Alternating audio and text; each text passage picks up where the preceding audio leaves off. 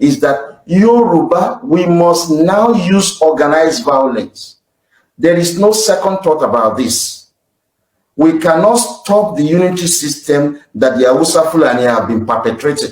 They are not the people who introduced unity system. They are this unity system was introduced by the Igbo. The reason why most Southeast people don't want a regional government is that they know it is the only system of government that is achievable. Not just that, it will destroy their mind of self-determination they are calling for, which they know is not achievable with the way they are going with it. But because they have commercialized it, yes, under the guise of freedom and self-determination, they will do anything to fight any call for true federalism in this country.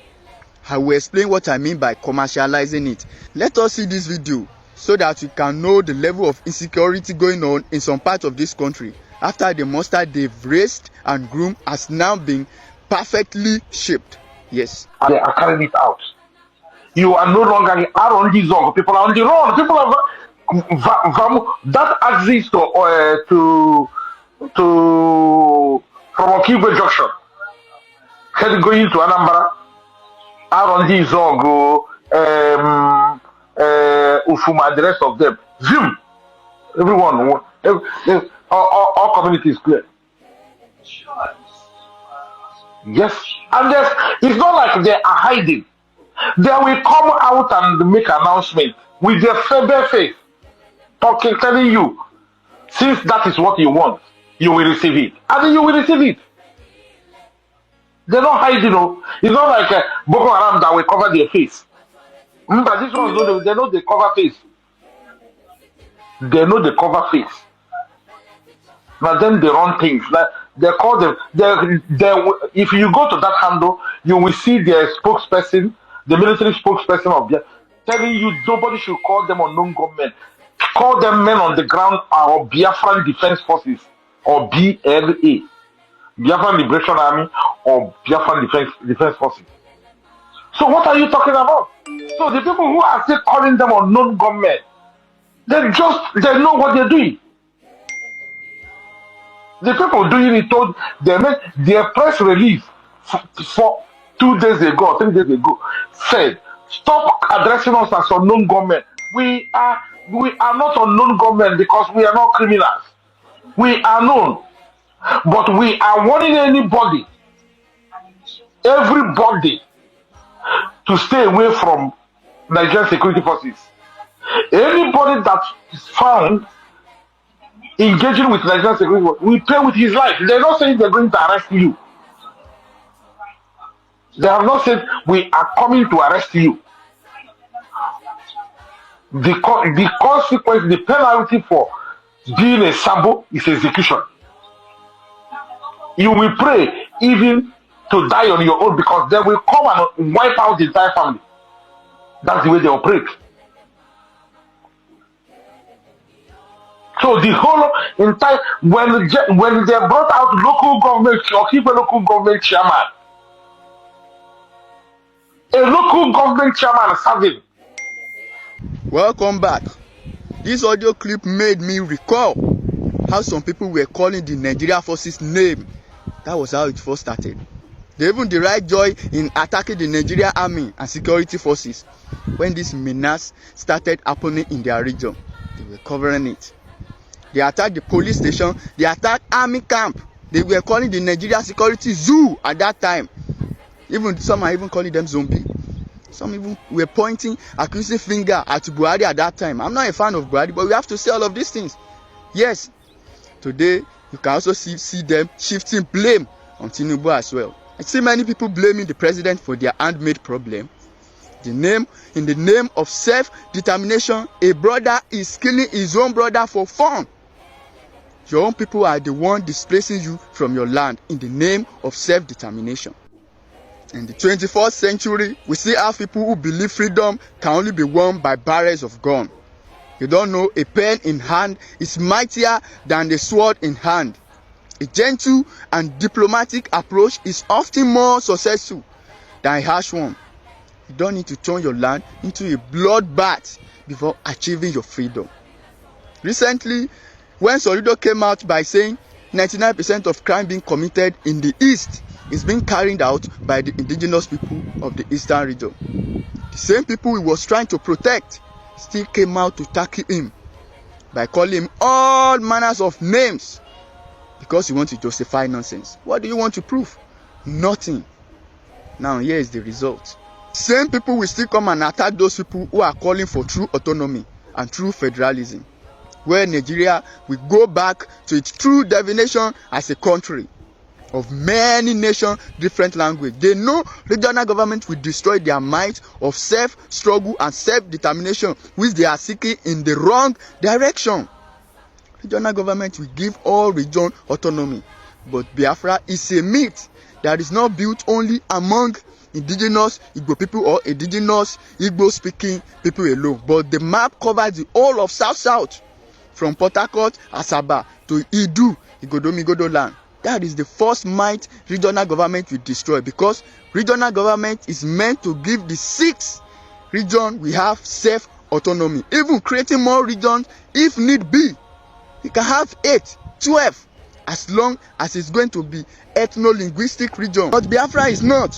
Biafra want to map all South states. The same mistake Ojukwu made by mapping Ijaw land as part of the Biafra Republic, after Ojukwu facilitated the crumble of the Niger Delta Republic, declared by Isaac Boro. That is why I said you embark on a journey that is not achievable. Even the way and method and manner you are using already reveal it. Cannot achieve it by creating tension and anarchy, because during the Lancaster House Conference held in London from 1957 to 1958, Azikiwe negotiated the removal of the referendum clause from the constitution. It was not even included at all, which means you don't even have the right to call for a secession. It is a mistake that our past leaders have made. You study Nigerian constitution very well, you know it emphasizes 3 things. 1, national unity. Well, we can achieve that one by uniting in our diversity, because Nigeria is a multi-ethnic country. Second one is sovereignty, which means Nigeria must continue to remain as a country. The third is indivisibility, meaning that no part of this country must be ceded or separated. I didn't bargain for it. That was what Azikiwe bargained for. The Nigerian constitution does not provide any framework for secession or breakaway. When you are calling for what is not in the constitution, what do? You start by pushing for significant constitutional change. Yes, you influence your politics. A call for the Biafra nation does not need you to take up arms. We are in 21st century. A call for the Biafra nation does not mean you should turn your region into a bloodbath, because when you have that freedom, will you be delighted to rule in arches? Like I said earlier, a pen in hand is mightier than sword. They said politics is war without bloodshed. You can fight this war through political means, instead of pushing for an indigenous bill where you become indigenous in another man's land. Move for the inclusion of referendum in the constitution. In 1993, Czech Republic and Slovakia separated peacefully, without any bloodbath or using their own hand to displace their people. Velvet divorce. It happens on January 1, 1993. The country leader Václav Havel and Vladimir Makia negotiated the term of the separation, which led to the creation of 2 independent nations, Czech Republic and Slovakia. They negotiated their freedom through politics without any bloodbath. That is why I said politics is also war without blood, that bloodshed. That is why pen in hand is mightier than sword. If you want Biafra, the only way is to start, you negotiate. Start with your politician. Instead of the like of Benjamin Kalu moving for the erosion of indigenous people, they should influence it in the National Assembly. If the Nigerian constitution does not give anyone the right to call for secession, then apply diplomacy and wisdom. Don't blame anybody. Tinubu is not wearing khaki, he's not a military person. Tinubu alone cannot give you Biafra nation. You do the right thing. This is democracy. We are no longer in the era of Ojukwu or Agoyi Ironsi, where one man will just bring one decree, and that is what everybody will be using and bow to. No, Tinubu is wearing agbada, not uniform. But if you want the Yoruba to join you on this path, which has led to the displacement of your people from their region, as they are now mass migrating out of the place, if that is what you expect a civil society like the Yorubas to embark on, then you are wrong. You are wrong. In the name of self-determination, we are not going to descend so low and be buying our people. No. We are not going to turn our people into refugees that are scattered across Nigeria. No. In the name of self-determination, we are not going to turn our region to bloodbath.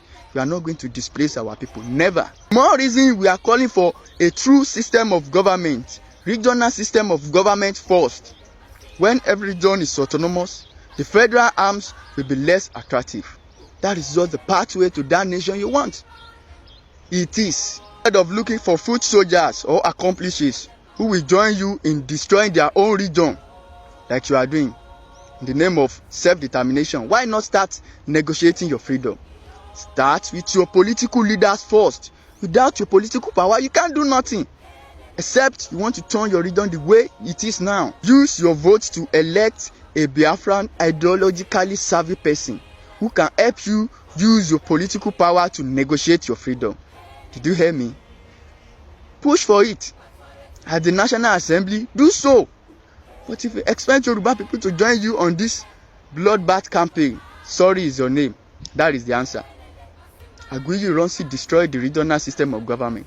I understand that those who destroy regional government can never support the campaign. I know, but please stop attacking us.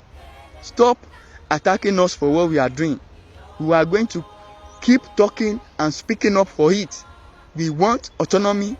We want regional system of government. An ethno-linguistic region where every region will have the autonomy to use their resources to develop their own region.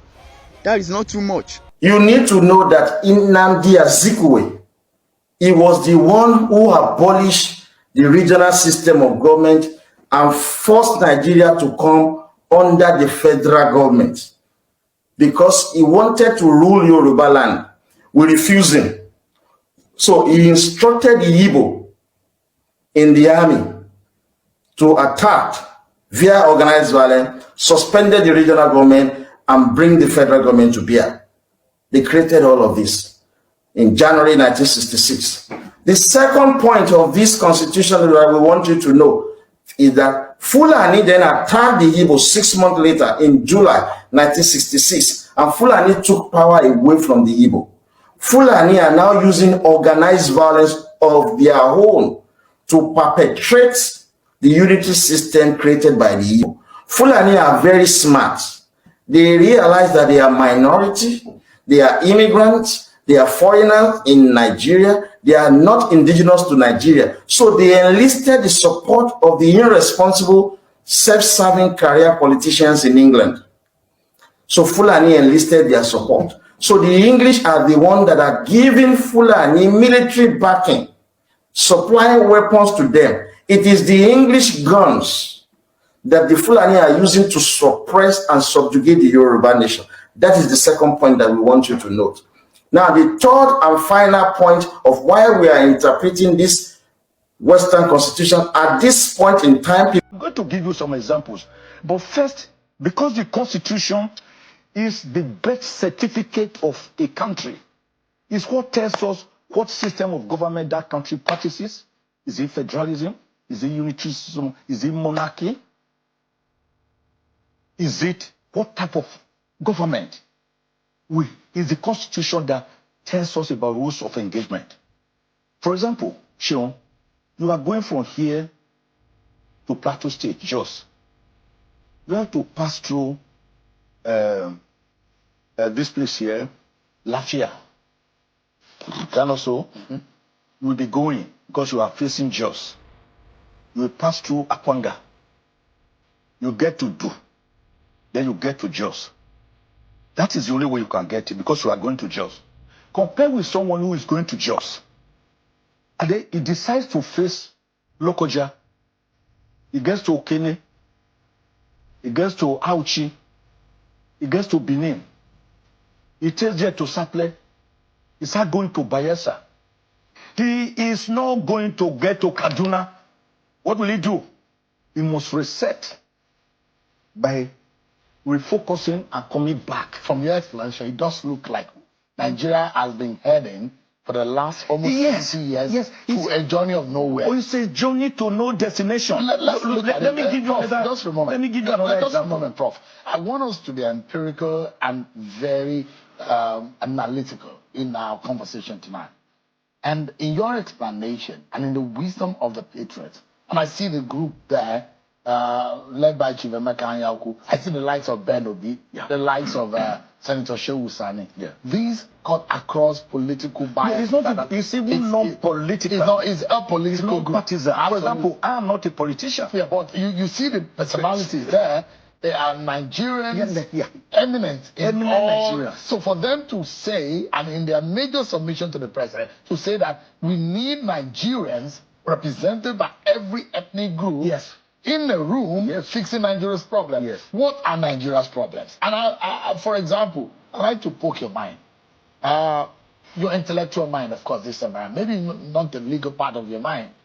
Can you identify 3 of the most pressing problem of Nigeria that we can contextualize into our conversation? What would you say, Prof, if you have the solution on your left arm to fix the problem? What would you identify as 3 major Nigerian problems? The first one I will identify is lack of nationhood. Nigeria is a country still yearning for nationhood. What does that mean?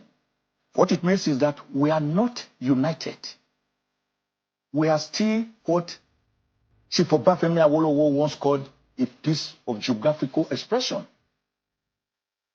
Ahmadu Bello once said it was a piece of historical mistake because we were cobbled together on 1st January 2014 by Lord Lugard, the Southern and Northern Confederates, and the Lagos colony, after Nigeria had been given her name by a young British author who wrote in the London Financial Times of 8th January 1897, calling it Nigeria, that Niger area. That is first major problem. In other words, we were cobbled together through the direct and indirect rule system that we were operating, with all of us already enjoying our independence. The Benin Empire, the Oyo Empire, the Kanem Bonu Empire, the ancient Ife. We were already independent, having our own systems of government, and we were happy. Jaja for Pobo, Nana of Ichekiri, Oba of Veramino Baise of Benin, who beat the British back with bare knuckles, for which he was deported to Calabar, where he lived and died 27 years later. So such people that were already used to their independence and ways of life, to put them together and say they cannot now discuss their future. Is it the reason for the agitation we see in Nigeria? This idea of lack of nationhood. In fact, it is the beginning and the end of it. I can assure you that you were talking about 3 problems. I identified that one major problem. If you don't have nationhood and nobody believes in Nigeria as a country, if I ask you, Shehu, where are you from? You won't say I'm in Nigeria. You first quickly mention your village and then your state. Then you are filling a form. After asking you for your name, the next question is place of origin. You put it town, they say local government. You put it, they say state. You put it, then they say religion. You are already being typified. You are already being profiled to know whether what we want here can come to you or not come to you. Good day to our viewers all over the world and welcome back to Local Journal. I understand that the speakers in this video are saying that it's people from the Igbo extraction that brought about this unitary system that we're practicing today in Nigeria. That before this time that we're practicing the regional government, but for the fact that the Igbos wanted to rule the whole Nigeria and other regions, they decided to force the unitary system on Nigerians, and that's actually the reason why they are not interested in going back to regional government any longer. Rather, they want the country of their own. They want Biafra and they want a country of their own to call their own, and that is actually the reason why they are not supporting other regions to lend their voices to condemn the current system we are practicing so that we can return to regional government. I understand that what they are saying is to some extent true and to some extent not true, because we know there are actually some Igbos calling for restructuring and calling for a regional government. There are so many Igbos around across the country and across the world calling for a return to the regional system of government. So there is no way we can take it from the fact that, or there is no way we can deny the fact that there are some real Igbo, genuine Igbos that wants to be part of Nigeria and wants Nigeria to work. As much as we have some Igbos clamoring for their own country, clamoring for Biafra, we also have some Igbos who are doing everything as much as possible to ensure that Nigeria works and to see Nigeria return to the place it's supposed to be in the global landscape. So it is true that some Igbo wants out of Nigeria, and it's also true that some Igbos want a return to the regional system of government. So in this context, all I have to say is that the both opinions can coexist. We all understand that the patriots are calling for a revamp of this current constitution and a return to regional government. If we notice very well, the leaders of the patriots, or the major person that is championing that cause, is an Igbo man. His name is Chief Emeka Anyago, and is the one actually doing everything possible to ensure that Nigeria returns to the regional system of government. So of course there are Igbos in this country that wants Nigeria to work. There are Igbos in this country that are championing the cause for regional government.